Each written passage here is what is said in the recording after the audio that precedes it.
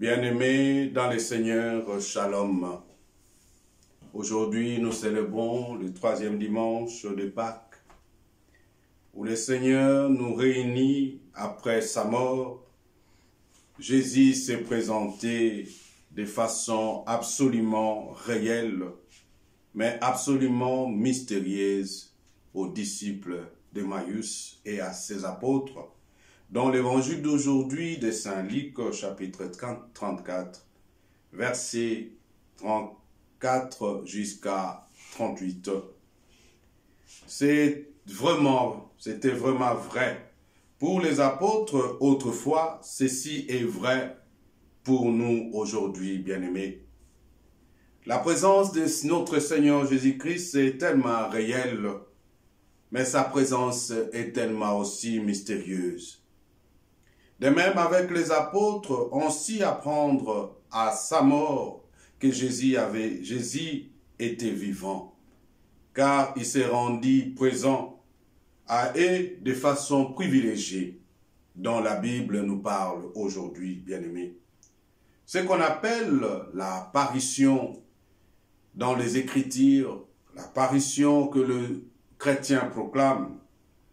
Tous les récits de la Bible parle de cette apparition dont l'Évangile exprime aujourd'hui dans ces deux aspects que j'aimerais partager avec vous. D'abord, la présence de Jésus est absolument réelle.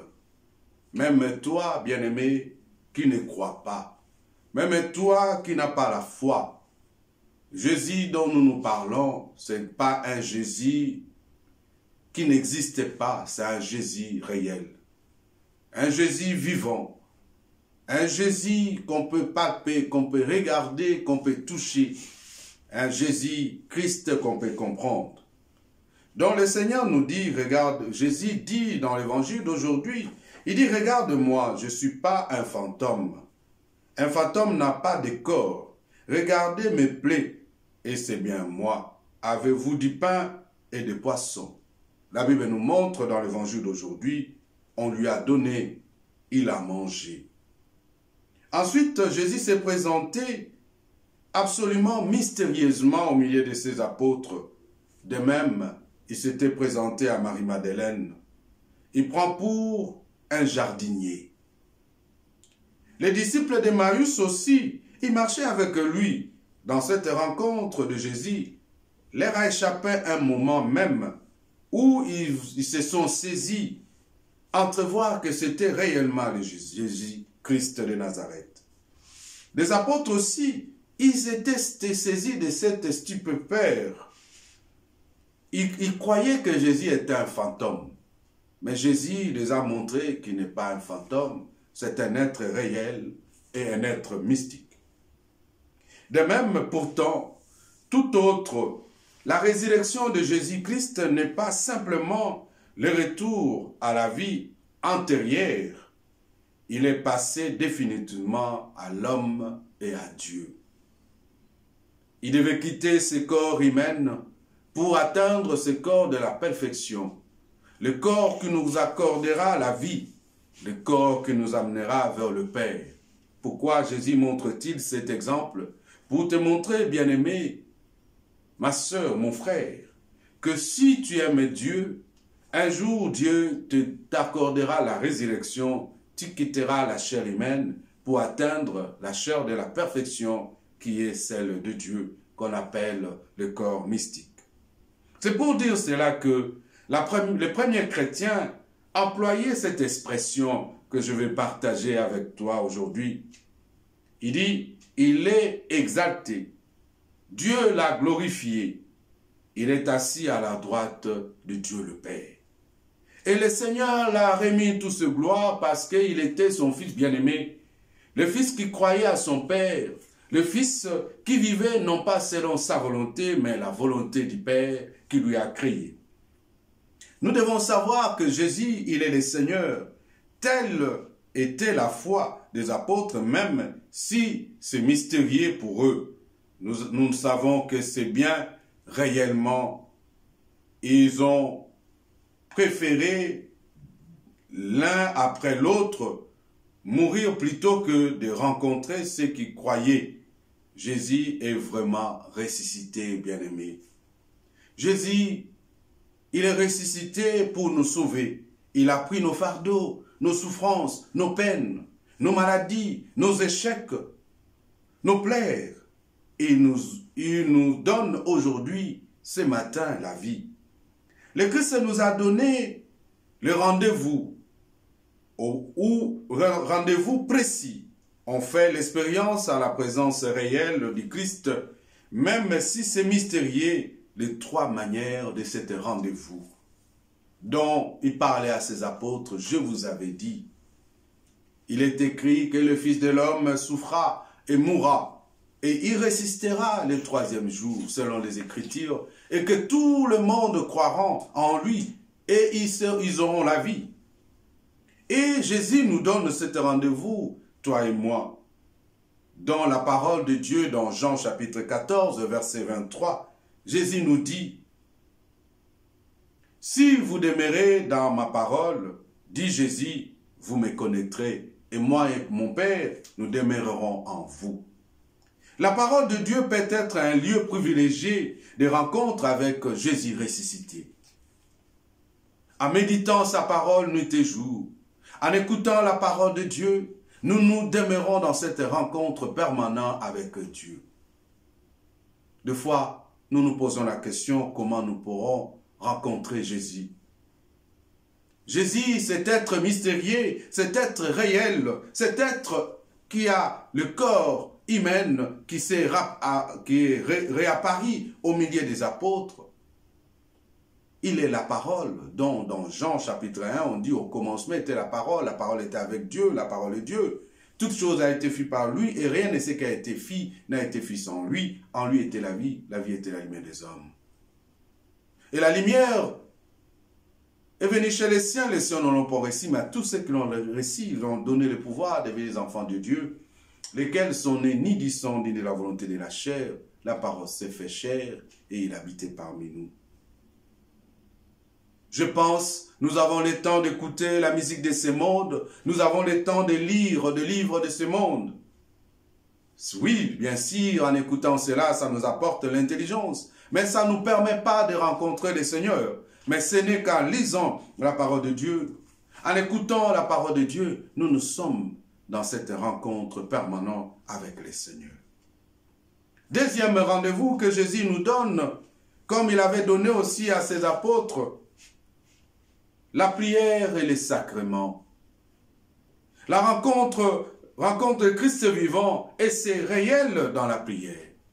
C'est lui qui prie, Jésus est au milieu de lui. Le Seigneur nous a dit prier sans cesse. Quand on ne se contente pas de parler du Christ, mais quand on parle au Christ, la prière fidèle, régulière, où on ne demeure pas seulement une prière en pensant, c'est étroitement cette union se réalise aussi de façon privilégiée, bien-aimés. Quand nous allons à la messe, dans tous les sacrements que nous avons reçus en tant que des chrétiens, quand la prière du sacrement sont les sources où les chrétiens puissent régulièrement pour recevoir la vie du Christ, l'Esprit du Christ ressuscité à travers l'Eucharistie que nous recevons, le Christ.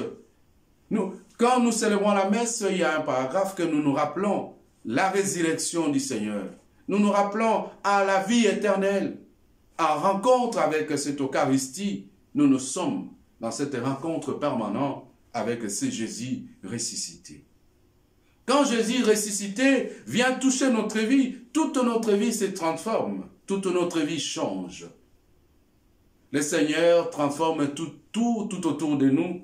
Il nous accorde la vie nouvelle et une vie rénovée avec une nouvelle réalité.